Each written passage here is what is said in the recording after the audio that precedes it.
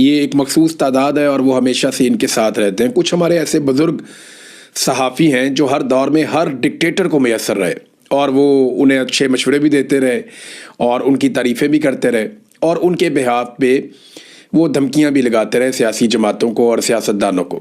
अभी ये सिलसिला शुरू हो गया है और PMLN को ये कहा जा रहा है कि जनाब अब आपका बोझ मज़ीद नहीं उठाया जा सकता। यानी PMLN को सुहेल वड़ाइच साहब ने भी अब ये कहना शुरू कर दिया, कुछ और लोग हैं उन्होंने भी ये कहना शुरू कर दिया कि मुस्लिम लीग नून का जो बोझ है या जो इनकी नालायकी है वो अब एस्टेब्लिशमेंट मज़ीद नहीं उठा सकती। मेरे ख्याल में ऐसा कुछ नहीं है, ये सिर्फ और सिर्फ चक्कर देने की एक कोशिश है, क्योंकि इस वक्त की जो एस्टेब्लिशमेंट है वो वन मैन शो होता है। आसिम मुनीर इज़ एस्टेब्लिशमेंट, कोई और नहीं है। आसिम मुनीर एस्टेब्लिशमेंट है, जबकि उनके मुकाबले में दूसरी तरफ जिन्हें कहा जा रहा है कि इन्हें हटा दिया जाएगा वो PMLN है।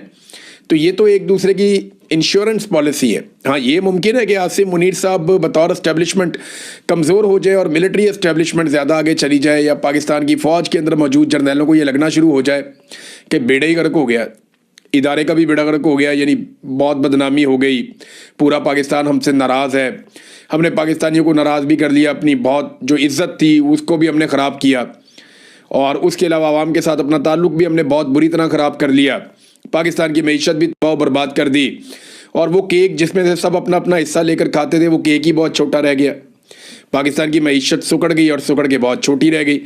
तो उस वक्त ये होता है नॉर्मली। परवेज़ मुशर्रफ को भी शटअप कॉल मिली थी, इससे पहले और जर्नैल हैं उनको भी शटअप कॉल मिलती रही है कि जनाब बस कर दो, अब पूरा इदारा और मुल्क तबाह बर्बाद हो गया, आपके खेल अब हम और बर्दाश्त नहीं कर सकते। वो सिचुएशन अलग होती है। लेकिन अब जो मुख्तलिफ टाउट्स हैं जो मिलिट्री एस्टेब्लिशमेंट के करीब काम करते हैं, हमेशा से उनकी गुड बुक पे रहते हैं, वो अब PMLN को आंखें दिखाना शुरू हो गए, जनाब आपका बोझ हम नहीं उठा सकते।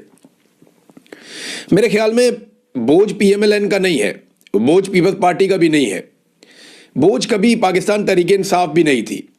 इस मुल्क के ऊपर जो असल बोझ है वो पाकिस्तान की मिलिट्री एस्टेब्लिशमेंट और जर्नैलों के गलत फैसले और इक़्तिदार में रहने की जर्नैलों की ख्वाहिश है। ये है इस मुल्क के ऊपर असल बोझ, और कोई बोझ नहीं है। 78 साल से हमने पाकिस्तान की एस्टेब्लिशमेंट का बोझ उठाया हुआ है। ये बोझ पाकिस्तान की कौम के ऊपर से उतर जाए ना तो हमारी कमर सीधी हो जाए और फिर हम बतौर कौम तरक्की की तरफ आगे बढ़ सकते हैं। लेकिन एस्टेब्लिशमेंट ने हमें जकड़ के रखा है। मिसाल के तौर पे ये अमारदी जान साहब ने बड़ा अच्छा डाटा पेश किया और ये बड़ा इंटरेस्टिंग है। यानी माशी तबाही हो गई पाकिस्तान की, आधा पाकिस्तान गुर्बत की लकीर से नीचे चला गया, पाकिस्तान में बेरोजगारी के सारे रिकॉर्ड टूट गए, पाकिस्तान में कम तरीन सरमायाकारी के सारे रिकॉर्ड टूट गए, पाकिस्तान के अंदर से तमाम मल्टीनेशनल कंपनियां मुल्क को छोड़ कर जा रही हैं, लोग पाकिस्तान से सरमाया निकाल कर भाग रहे हैं।